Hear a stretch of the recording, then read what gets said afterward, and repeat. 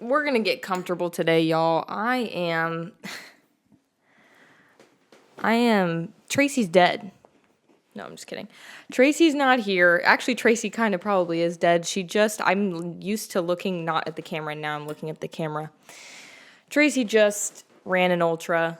She's out for the count, and so it's me this week, you guys. It is Abigail, host of BarTalk. My co-host is nowhere to be seen. Hello? And today I'm filming this on Mother's Day.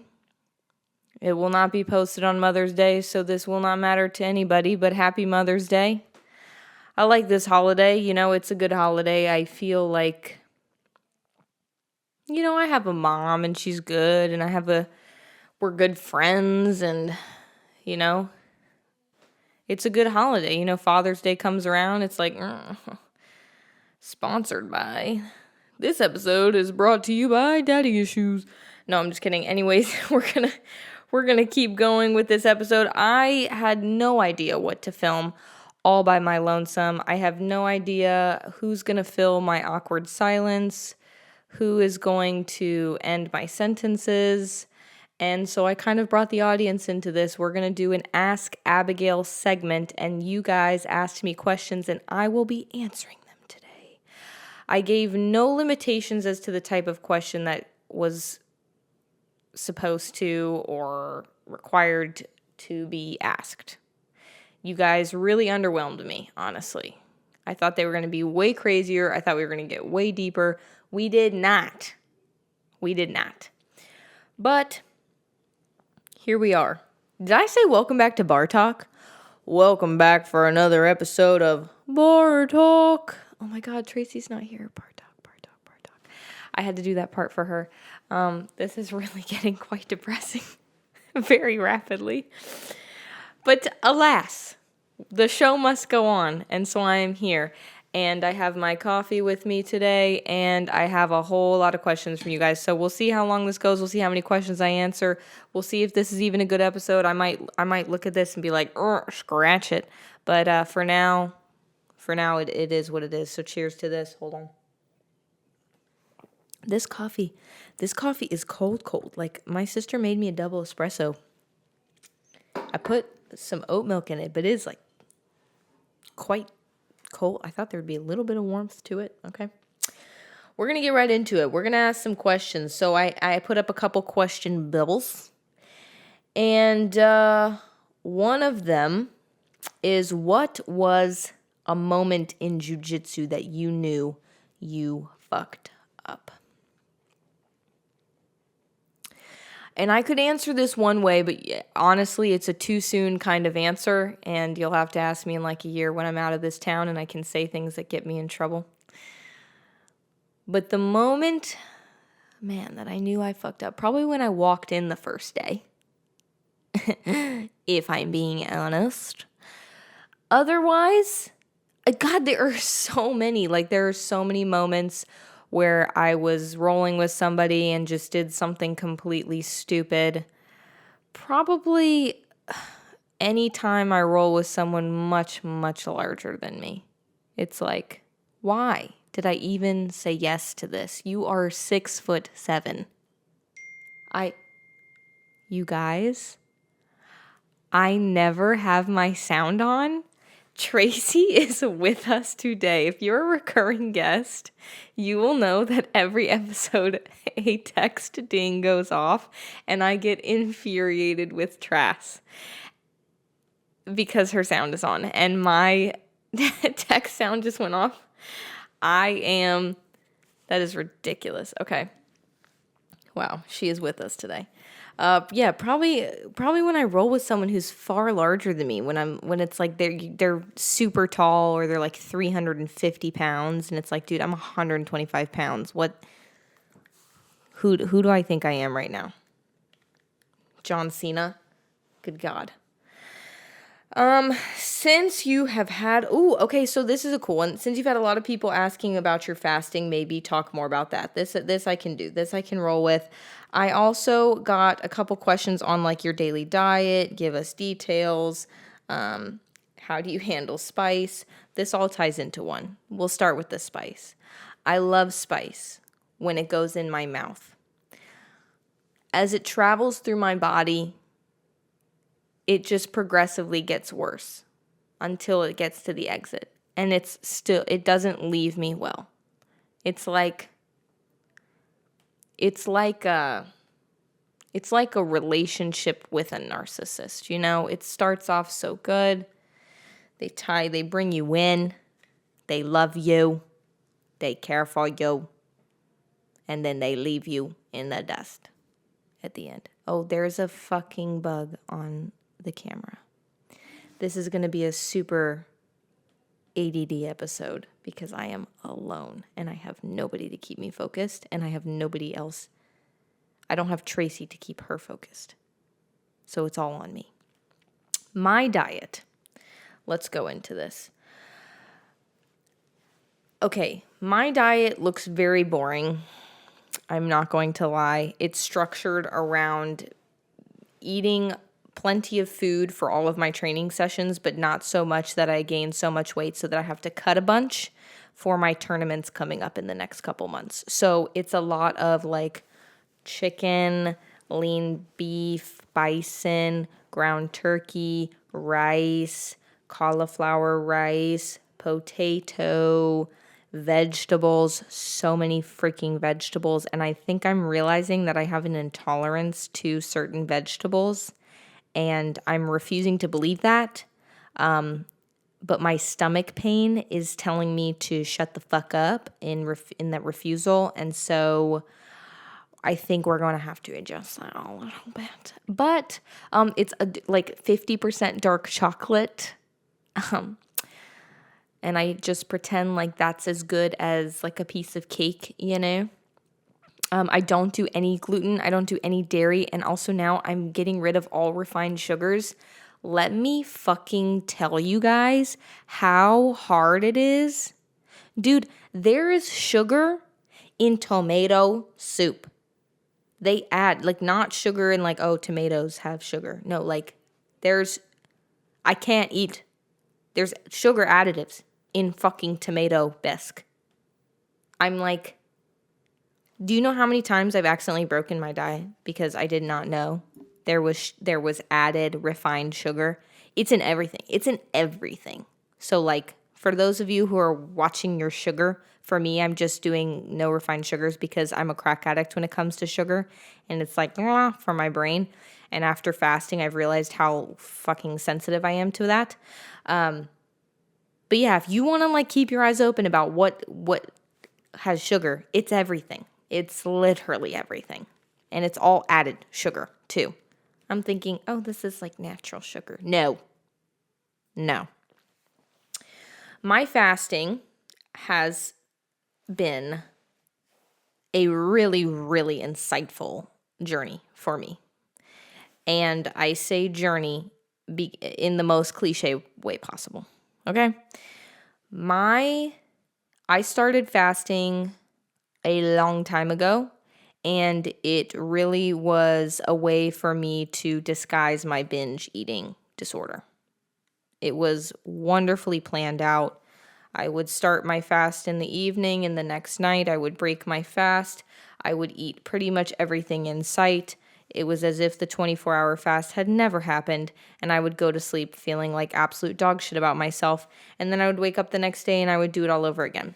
And I thought, okay, well, I love fasting because I liked the feeling of being hungry, and I liked the energy, the fact that it kind of stabilized my energy. My mood was better. I felt more gratitude. I didn't have to worry about food and eating so much. But I had to figure out a way to not fuel the binge. So what I did is I essentially tried a 36, which was I ended the fast, let's say at 5 p.m. on a Tuesday. I went all the way till 5 p.m. on a Wednesday, and then I kept going until 5 a.m. that Thursday, or whatever, 7 a.m., a 36-ish hour fast, and then I would break it that Thursday morning for breakfast. And I found that it was incredible. I got amazing sleep. when I would fast, I would, probably because your body thinks it's like going into full hibernation and you're dying or whatever. I felt so good. My stomach felt good. My autonomic nervous system recovery was good. I just felt very stable energy. I moved slower, but in a good way. I just, your blood glucose levels become very constant, like very, I don't even know how to, why am I not able to speak today? Of all days, I'm alone. They just became, they weren't fluctuating. Yeah, constant, stabilized. Yeah, that was not well said, but it works for now. And I don't know, I feel so much gratitude. I feel grateful for things other than, I don't focus on food. I'm focused on all of the other beautiful things in life, my friends and and my job and the people around me and my sport and working out and just looking outside at the wind blowing the fucking trees. Like looking at the dog wagging his tail down the road. Looking at I'm looking at people honking and yelling at each other, and I'm just like, yeah, that's life.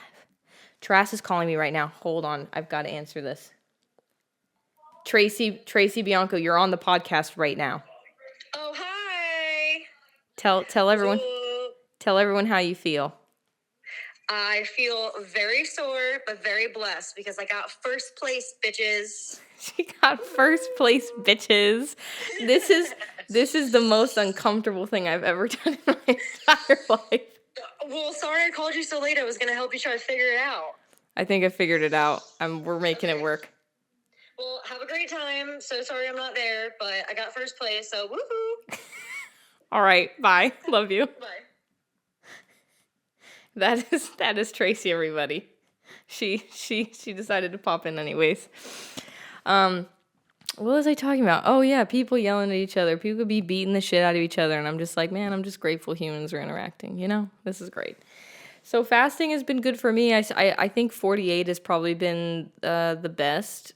36 is a very sweet spot, easy fast now for me, and 48 is a little bit more challenging, but it feels the best out of all of them. So that's just what I do. It's just what I do. I have had a lot of people ask questions about it, a lot of people wanting to start fasting because of it, and I'm very, like, I think it's really cool that people see me fasting and they're like, I want to try that too. But yeah, I think the obvious reason people fast is it's just like an easy weight loss mechanism, but I think that it can be done very improperly, and I think people also make excuses and they try to back out of the fasting, or they find reasons to eat, and it can actually be very like catastrophic if you're not careful. So if you do decide to fast, make sure you actually fast, and make sure you have a plan for after you're done fasting so that you do not derail the beauty that the fast brought you. Next question. I have, what truly motivated you to get into fitness / jujitsu for yourself? Probably ego for both of them. Probably a low level of narcissistic, prideful behavior rooted in deep insecurity, if I'm being very honest with you. I remember the day that oh my God, I keep moving the mic. I remember distinctly the day that I realized I was very, very physically aware of how I looked, and I wanted to change it. And it was the day that I looked at my ass and I realized I had nothing to show for it. I was looking at skin. I was looking at an extension of a back. Okay. It was not good. And all I wanted in that moment was a booty. And I thought, let me start doing something. So I was doing like at home workouts. I ran track, which track, really? Of all things. Yeah, track was, and that's I could do a whole episode on how track completely changed my life. But I think that what got me full swing into the way I looked was, wanted a booty. It was first year of track. I needed to stay in shape, and I started doing group classes. And I got so obsessed, dude. I was like 3 workouts a day, core workout, freaking 30 minutes, sit-ups, like doing the thing with the stuff. I was fucking bawling, dude. Wake up, flex, eat breakfast, do some sprints, freaking eat lunch, 30 minutes of core, go to do a group class, go home, eat dinner, freaking stretch, flex in the mirror, freaking take some pics, do a little bit more core, realize that now I'm actually primed to take pics, take some more pics, go to bed, wake up, repeat, dude, repeat. And that was my life. Like, that was seriously my life. That's what got me super into it. And honestly, what kept me into it was just the fact that, like, results ended up showing up. Like, I was getting jacked. And I was like, this is fucking awesome. I have quadriceps. I have biceps. I have triceps. This is amazing. And so it was like this self-perpetuated cycle of narcissistic behavior. And then I realized when I stopped working, I would stop working out. I would get like really in my head. And I realized it was fueled by ego. And then I decided that I was like, okay, I can't keep this shit up. My body's hurting and I got to chill out a little bit. And so I started going on this discovery, this journey of like, why do I really do this? And then I realized if I stop doing it for too long, I actually get really freaking depressed. And so now the reason I think that I'm motivated to continue to train is, one, as an obligation to my clients and to myself and my health and whatever, but also because I will fucking murder someone if I don't work out. Legit. I don't mean that. I don't mean that sarcastically too as well. I know everyone's like, oh, I like work out to burn off the crazy. It's like, no, there's really something dark inside of me that I have to get out. I have to release into the universe, meditate on it, journal about it, and then like repeat and do that again every day. Jiu-jitsu, I probably the same thing. I think it was just like, I want to be able to beat someone's ass. And then I realized that, whoa, like this is actually mostly getting ass beaten and less about beating ass. And this is very difficult for my psyche to handle. And then I realized, oh, this is actually probably a good thing. And I probably need to be put in my place like a lot, like over and over and over again. And so that's what kept me in it. But I'd say, yeah, my initial motivators for starting those things was just rooted in ego and pride and insecurity, which I think is all entangled into one thing. I think insecurity deep down is just pride. It's like it's the opposite of humility. Yeah. God, these Ask Abigail segments are like kind of deep. I'm very apologetic if you were looking for something extraordinarily exciting and you know, a little dirty, a little funny. Here we go. Oh my God, here we go again with the deep questions. 1, what is the purpose of life? And then 2, what is your primary focus and priority in life, and what do you do to pursue it? I think the purpose of life is what leads into the next question, right? It's like how the purpose of life is to do what you think is the best thing to leave yourself, to leave your physical body and the physical world, in a better place than when you entered it. Did I say that well? I'm not sure.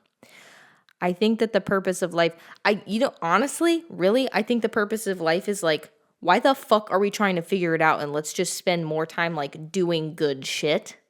Let's spend more time doing things that create a better life for ourselves and others, instead of trying to figure out what the purpose is, because I think in doing those things, we find the purpose.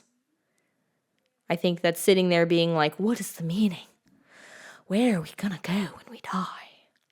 What is going to happen? It's like, who fucking cares, honestly, because we have very limited time. Like, I'm realizing the older I get, and I'm very young saying this, and I understand that this is like very naive and ignorant of me to probably assume these things, but it's like, time is so finite, bro. Like, I understand time's a concept and illusion and like whatever, but like the time as we know time to be is so finite. Like I do not have that much. And so I would like to spend it as wisely as possible. And I don't know if being on this podcast is probably the wisest way to spend the time that I have, but we're going with it because I've heard that people like it. So we're here right now. And my primary focus and priority in life is to get people fucking jacked on diesel. to fuel other people's narcissistic tendencies as well. No, I don't necessarily know. I know that it's in the health fitnessy space. I think that honestly, the more I go through life, the more other people help me find my purpose and give me my sense of purpose. So me trying to outline it is just I don't think that's my job. I don't think it's my thing to say what my purpose is. But I do know that when you find the purpose, it's a feeling. Like when you're on the right path, it is a feeling. I've had very, very deep, very borderline enlightening moments where I have felt aligned with the universe and I felt aligned with my path. I felt like everything is going according to plan and everything is falling into place. And it's like kind of that feeling when you're in a flow state, but it's the flow state of life, and it's for it's like an extended period of time, and it's a powerful series of moments because if you're aware enough, you will know that you are exactly where you're supposed to be. And so I don't necessarily know if I can put into words what I'm supposed to do, but I do know that I'm going in the right direction. So,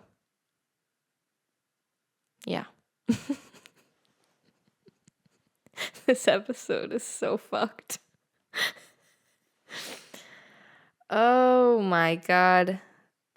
There's another question, and I have to look this up. What thoughts on FLR? What is FLR mean? Oh, a female-led relationship is a type of heterosexual relationship where the woman has more control or power than the man does. You clearly did not listen to my Andrew Tate episode. I don't know. I ain't trying. No, I don't want to be the boss. I don't want to be, like, one day I hope to be a mother, and I hope to be a mother to only my children that come out of my vajaj and not my husband. I don't want to be their mom. I don't want to be in charge of them. I would like, honestly, if anything, for it to be reversed, but really just equal partnership, because I don't want to be in charge of anybody. That's so much work. Like, I understand people get their rocks off on certain things. You do that. But the amount of, just being in charge of myself is so exhausting. And I don't have any desire. I have no desire to, like, what do you even do? Like, when in a female-led relationship, like, you tell them, set your alarm. You're getting up at 6:30, bitch. Give him a kiss. Good night. Like, is it just in sex? Like, you're just like, sit on the fucking bed and do your worst, sir. Do your worst. Do you tell them, like, you fucking do the dishes? I'm not doing them. Thanks for dinner, bitch. Like, what is a female-led relationship? I'm really unsure. It's like the opposite of the patriarchy. That's terrifying. Because let me tell you guys something about the patriarchy is the patriarchy might not be great, but they don't have periods involved. Okay? That's all I have to say about that. Yeah, female-led relationships. No. Oh, okay. Wow, she enjoys authority over her partner, and the man is considered a submissive partner. Okay, why do men seek it? I am wondering. This is my thing. I will not marry no pussy boy. And if you're really letting me tell you everything that you need to be doing and you are submissive to me, you a pussy boy. Yeah, it says that, okay, it tells you everything you need to know. Let's figure this out. First, wait, what? Oh, there's certain types of female-led relationships. One with low-level female control. That sounds like moderate-level female control. Okay, the low level sounds legitimately just like a relationship where it's like sometimes she makes decisions and sometimes he makes decisions. It's like, yeah, that sounds like a fucking partnership. But okay, we're going to keep going. Moderate level female control. The female can enjoy being a leader for a while. It helps boost her confidence.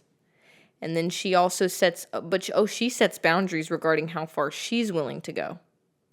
Like, oh, honey, all right, if I tell you to do the dishes, you do them now. But if I tell you to wash the car, you fucking better tell me to chill out, because that's where my FLR ends. That's where we draw the line, babe. Keep me in check. Keep this tyrannical relationship in check. Okay? Defined control. This is where they have like basically like a safe word for being a tyrant. Okay? That's extreme control. I love this. It's a photo. The extreme control, the photo that goes with it is just a woman looking and pointing at this dude like he's a little bitch, telling him to move the couch, and the guy's moving the couch. This is great. This is great. Yeah, this is a relationship for women who like to have ultimate power. The rules. Okay, the woman that can motivate the man. See, this sounds like a good thing. The woman can help motivate the man to work on getting rid of any bad habits. Okay. The woman takes most financial decisions. Oh, yeah, no. I'm cool with that FLR then. Baby, we getting a yacht today. We getting a yacht today. Put it on the credit card. Shit. Jesus. Yeah, I am not about that FLR, baby. Not for me. If anything, I'd like a MLR. A molar. Favorite meal that isn't shitty ass hot pot. First of all, don't fucking shit on hot pot like that. Gas. I love hot pot. My favorite meal to go out and eat, man, sushi. Duh. My favorite meal to cook, I've really been digging the mahi with a little lemon butter sauce on some rice with a little zucchini. I'm super boring, guys. Don't ask me what my favorite meal is. I can't. Don't do this to me. Don't do this to me. If you had to replace, oh, here we go. I should have introed with this. If you had to replace Tracy on the pod, what interesting and amazing gym member would you choose? I know who asked this, and it wouldn't be you. Okay? I think I would replace it with, honestly, nobody, man. Tracy and I are the fucking duo. Maybe with one of my clients. Maybe my kids. My baseball boys, you guys, have been trying. They're 12 years young. And they have been trying to get on this podcast for god dang forever. And so give this video a thumbs up. You know what? I'll say this right now. If you boys are watching this, you can get 100 people to like this video. You can come on the podcast. I feel like that's a low number. If you can get this video to 200 likes, I will I'll let you on the podcast. That also feels like a low number. That feels like it's doable. And that scares me. We'll see how that goes. Do you believe in life after love? Okay. Yeah. The fuck? I mean, loving someone? Yeah. Otherwise, bitch, I'd be dead. I'd be dead before dessert. Be dead. I think that, do I believe in life after love, like love in general, like if love doesn't exist? I don't know. I mean, we'll see when ChatGPT takes over. We'll see when we start getting real dystopian out here. When we start getting real the giver out here. Yep, Fahrenheit 451 out here. Yeah, we'll see then. Maybe. We'll see. I don't really think that's living. I don't really know. But the books didn't turn out very fucking good. If you guys read them. Didn't seem very lovey to me. What's the one where you had the caste system, the epsilon, the delta, the alpha, beta, and they were taking the drugs all the time? And they were fucking each other just cause. Like, sex had no meaning. Damn it. That was a good book, but I don't know what it's called. But that's another one. And let me tell you, they were like, love is not a thing. And they had to take drugs a lot. So, I don't know about all that. The ending does not seem very good. And I think that could be coming to us. I don't know how what I want to know is how in the fuck these writers knew exactly what was going on. Okay? Like, are they part of the whole thing? Were y'all in the club? Because you guys are getting it like really on the nail. Or were you the fucking assholes that gave these people who are in the club, who are in the positions of power, the POP, are you guys just giving them the ideas? Because if that's the case, fuck you, mama. Because you're giving them some pretty good ideas. Also, who's the people working on this Chat GPT, man? And like, why is nobody beating their ass? Is what I want to know. We're just like, cool. This is what's happening. I have a problem with that. I think that the conditioning thing that people are like, they're conditioning us, is really actually working, because all this stuff is happening and we're all like, yeah, that sounds about right. Yeah, ChatGPT, yeah, they're making, yeah, they can make people say whatever they want. Yeah, that makes sense. Oh, yeah. Oh, yeah, kids are depressed. They're all on drugs and they're on TikTok all day. Yep, that sounds about right. Yep. Nobody's having sex for love anymore. Yep. Okay. Yep. People don't talk to their families. That's fine. Yeah, that's fine. Oh yeah, 15 years old. You're just doing drugs. Oh yeah, whatever. Yeah. It's just their kids, you know. They're kids. They're kids. What you gonna do? And I have a real problem with those things. You know? And I guess I'm one of them, because what the fuck am I doing about it? But I have a problem. I have a problem with this. What was the fucking question? We're talking about love. Oh, God. Where did I go with that? Good Lord. I'm about to flash you guys, I think. Okay. What is my favorite way to de-stress? Wow. Come on. No. Probably really to go on a walk. Probably the come on thing as well. But also probably to go on a walk. I don't know why cooking distresses me, because it also simultaneously stresses me out.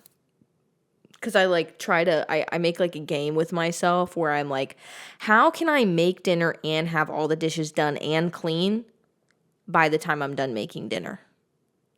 It's an impossible task. I try to do it because, I mean, there's literally food in one of the dishes that I'm cooking in that I have to have clean before the dish is done being cooked. But I try. Every time I try to win the game.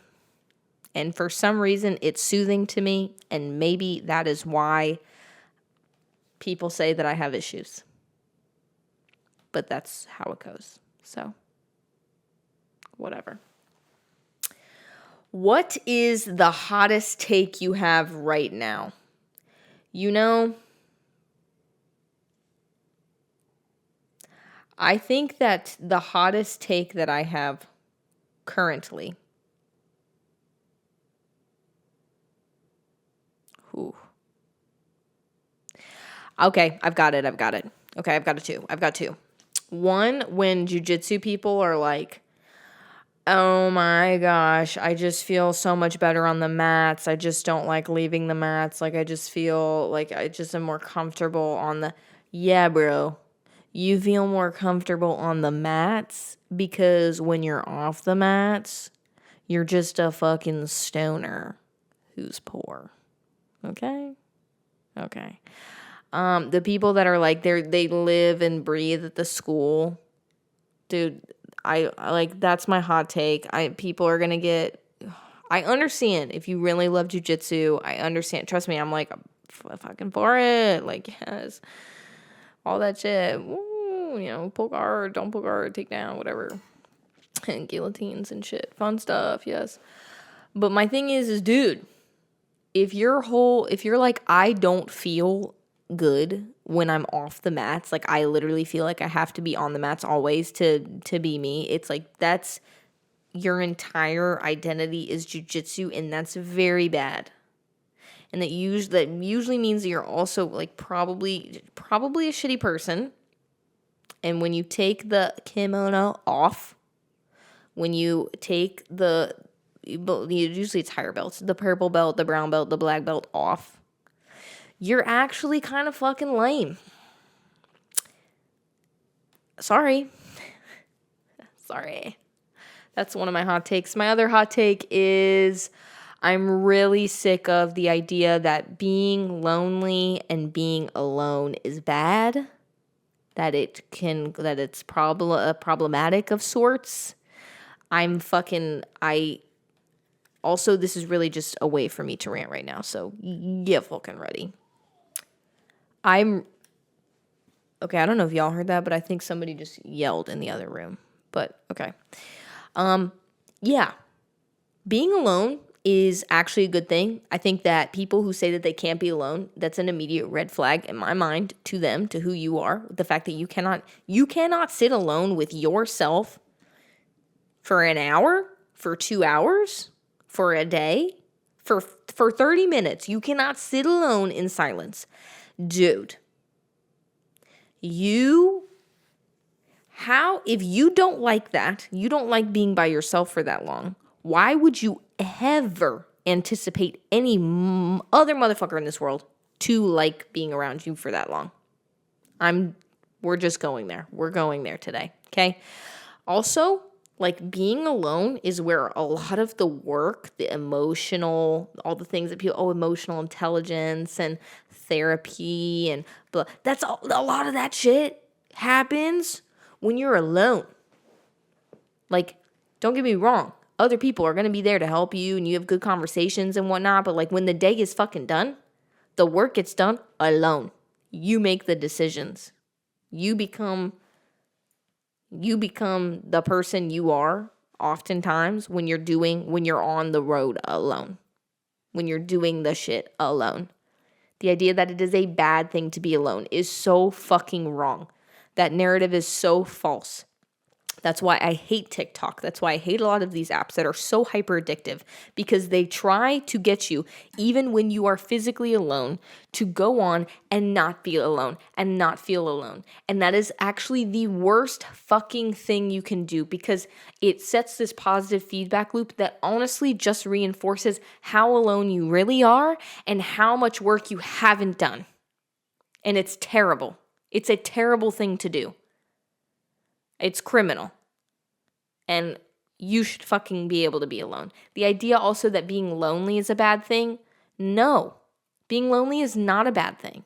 Being lonely is an emotion, like every other fucking emotion that humans feel, okay? Sadness, happiness, joy, horniness, like lust and love and power and loneliness, okay? And all of these feelings, they come, and all of these feelings, they go. All of them. So the idea that it's a terrible thing to feel any sort of negative emotion, in particular loneliness, is absolute fucking bullshit. Because at the end of the day, you're going to feel all of these things. They're emotions. We cannot not always control them. They are feelings that may not even necessarily be super tied or identified to us. And yet we bring them in as if they are. Like, let them fucking come and let them go. And sometimes loneliness is a really good indicator that you're actually where you're supposed to be right fucking now, and you should really sit in it and let yourself feel the negative emotion of loneliness for long enough to understand that it's actually quite a beautiful thing you're experiencing, which is the idea that you have gratitude and a desire to be around others. Gratitude for and a desire to be around others. So that when you go back into the real world with people that you love and care for, because you will actually begin, once you are lonely, you'll begin to be more careful, I think, with who you choose to spend your time with, if you actually sit in loneliness for long enough. You will realize how awesome people are, and you'll be more grateful for them. So that's my thought on that. I think what happens usually is people feel the feeling of loneliness, and then they go hang out with whatever fucking shithead they can find, and then feel this, I'm like lonely but around people emotion, which is terrible, right? When you feel the loneliness and you sit in the loneliness and you get past that feeling, then you go out into the real world and you're like, I love XYZ group of people so much, I want to go be with them because they're incredible. So that's how I feel about those things. And that's my hottest take, which really isn't a hot take. It's more so just a rant, but it's my podcast and I can do whatever the fuck I want on it. How can I get Abigail's abs?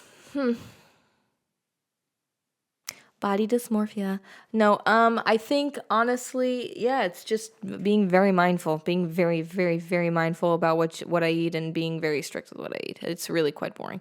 And trained for 8 years. I mean, like, seriously.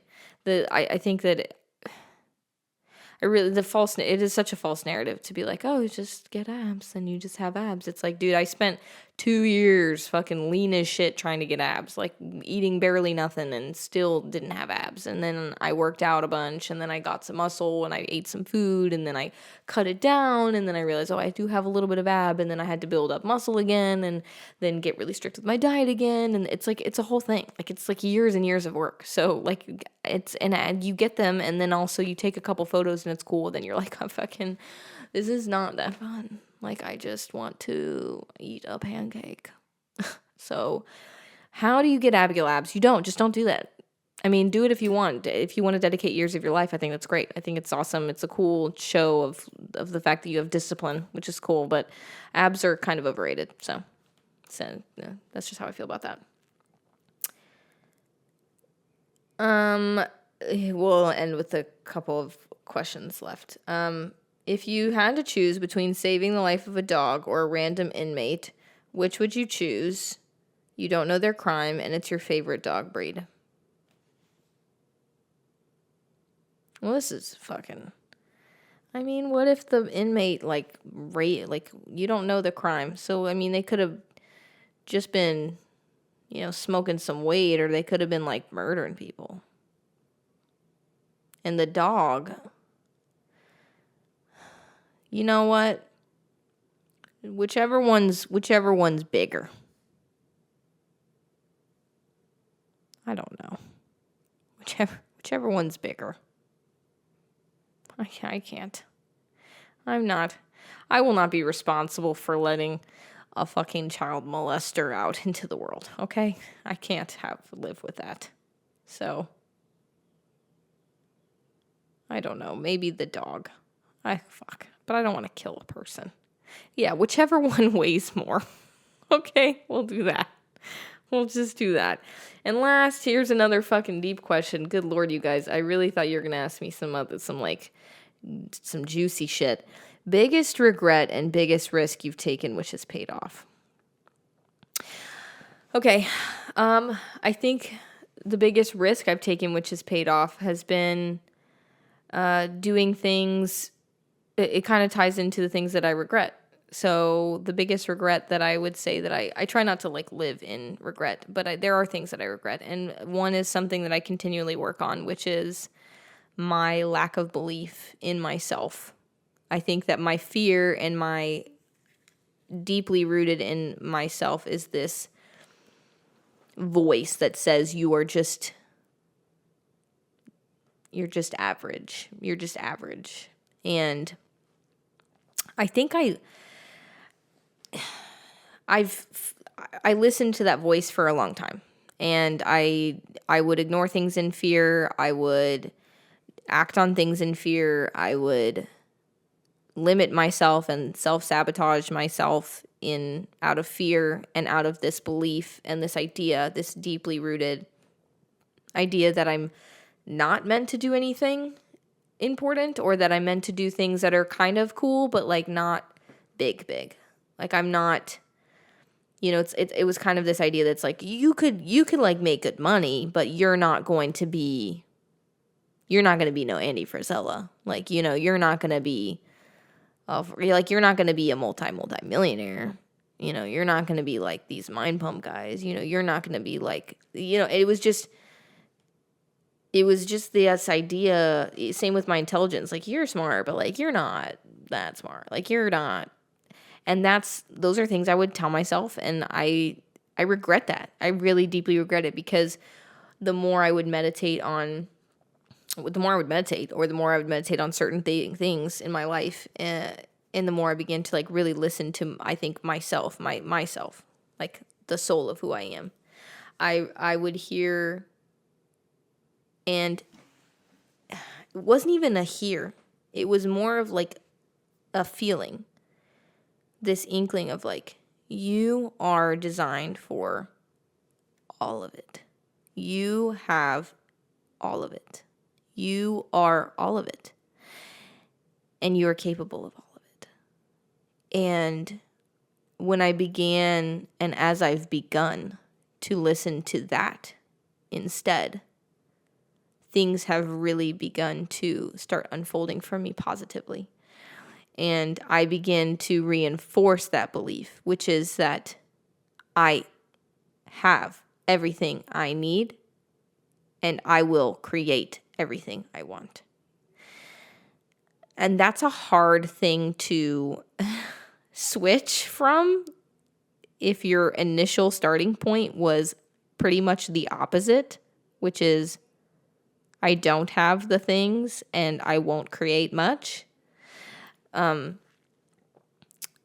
so I think the biggest regret is believing that dumbass perception that I created for myself.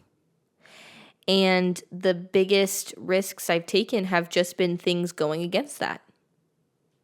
You will not, you won't be a good trainer. Well, fuck you. I'm going to be the best trainer. And you won't be able to make a lot of money. Well, fuck you. I'm making a lot of money. And I'm going to make way more. And I have all the things that I need to do that. And I have all the smarts I need to get where I need to go. And I have all the abilities that I need to do the things. You won't be good at jujitsu. Well, fuck you. No, because I'm going to work hard and I'm going to do the thing and I'm going to go to pans and I might lose and then I'm going to go and I'm going to keep competing and I'm going to win. Because I can. Because I will. Because I am. And I think that when people can start really believing in that for themselves, they start doing things that really align with that. And that's the whole like idea of manifestation and positive thought and law of attraction, which is really when you begin to speak the things that you want, you become those things. And you become it becomes who you really are. And you begin to act in that way. And then you create the life that you want. And you, in turn, become exactly the person that you've dreamed of being. And you gain all of the respect for yourself. And then it's this wonderful positive feedback loop of eternal gratitude for everything that exists, everything that you are, and everything you are making, and the ultimate confidence that you will continue to do all of those things, despite anything that gets thrown your way. So, we'll end this on that note. Thank you, you guys. I don't know how this solo episode went. I feel very strange being on here alone, but I hope that this was, if not funny, at least it was still a decent episode.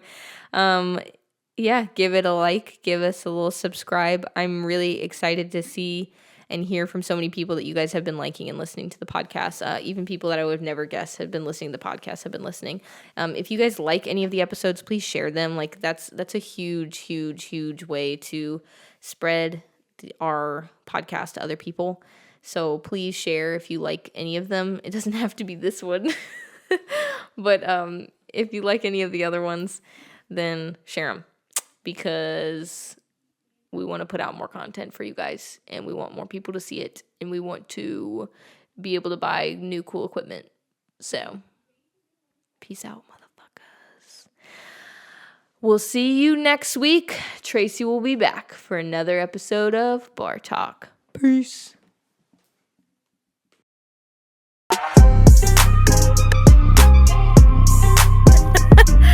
Oh my God, what are we doing?